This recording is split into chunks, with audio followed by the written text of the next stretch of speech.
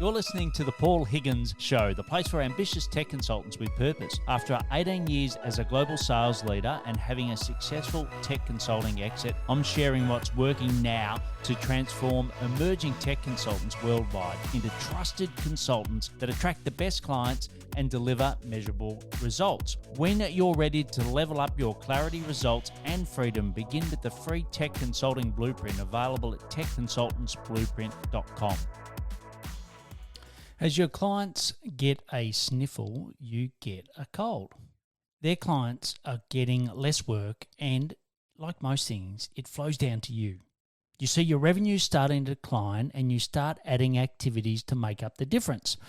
Often the breakthrough isn't what you start, it's what you stop that matters. Hello, this is Paul Higgins and welcome to episode 503 of my podcast. In today's solo show, I will talk about what you should stop as a tech consultant.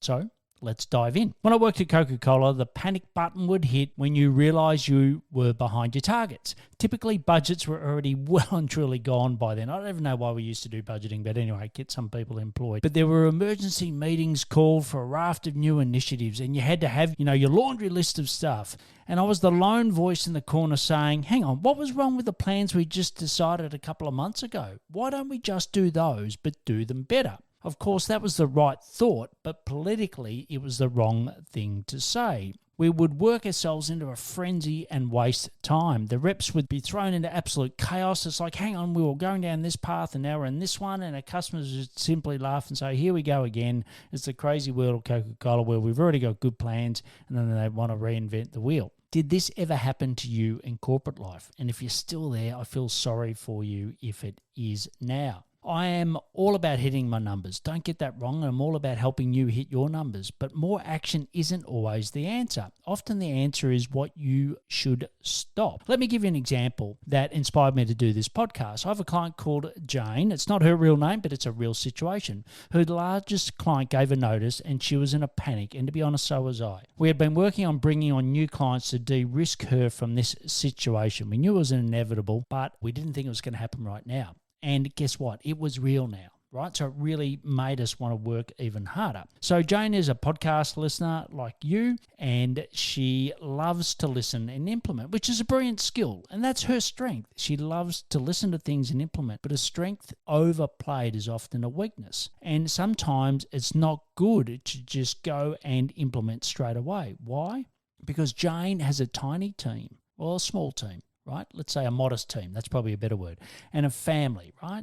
She's a mum, she's a wife, etc. So she's got lots on her plate. And she needs to protect her most important asset, which, by the way, is your most important asset, which is your time. She was off on an SEO path, a YouTube channel, launching a new one, and paid ads because she'd heard it through a guest on this podcast. And I get it, right? She had great intentions, and it was no fault of the guest either, right? They didn't know Jane's specific situation. But in our monthly call, I listed all the activities that Jane and I had agreed to, what time it was going to take her to deliver them, her and a team, and also we put a projected revenue figure against them for the next 6 months, right? So what we're already working on included a referral program, a LinkedIn outreach plan, increasing her prices, which was well and truly overdue, getting more people on her list, so building that list. She didn't have anyone on a list at all, so she was never putting any offers out to people that actually wanted to listen to her, and also just finding that one strategic partner. So we wrote all those down, and then I added the new ones to the list, which was, the SEO, the YouTube, and the paid ads. And she realized that she couldn't simply do them all. And we did the same exercise. We looked at how long it was going to take to deliver them, what the projected revenue figures for those were. And when we looked at the facts, it became very clear to Jane that she couldn't do all of them. Some activities had better payoffs than others, and some also had better payback times than others. And now I could have said this to her straight away, right? As soon as she got on the call, I could have listened to her and said, yep, look, based on my experience, none of this is going to work. But I knew that was just a Band-Aid on the sore, right? I had to get to the key point of her having a way that when I'm not there to validate her assumptions and make sure that she wasn't doing what we used to do at Coke, which is a mad panic and then upsetting everything. And if Jane was left to her own devices, she probably would have done more, and guess what? She would have got less. What about you? Who do you have as a sounding board when you should be deciding what to stop rather than what to start? It is hard to see the label from inside the jar. You've heard it a million times. You've probably heard it from me before on my podcast.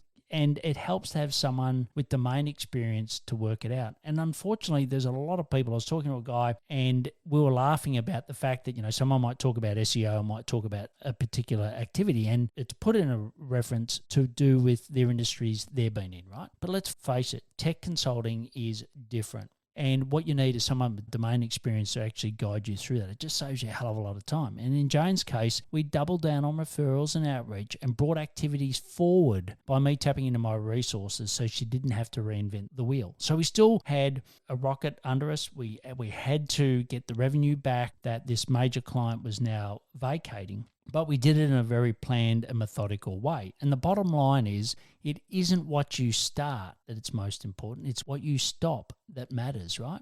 And so often, I see people just getting into this frenzy. And to be honest, I've done it myself and I've just taken on way too much. And, I've been in business for a long time now and I should know better, but I don't. And that's why I have someone guiding me as much as I guide others. And if you'd like to learn more about how I can help you, just like I did Jane, just go to paulhiggins.com/sounding board. So it's all one word, sounding board. It's also in the link below. And you can find out how I can help you. So ready, set, go. See you next time on the Solo Show for more ways to scale faster, live better. Time for action. Subscribe, comment, and let me know what you like best about this episode. Plus, get your exclusive show extras and growth action guides for subscribers only. Visit techconsultantsblueprint.com.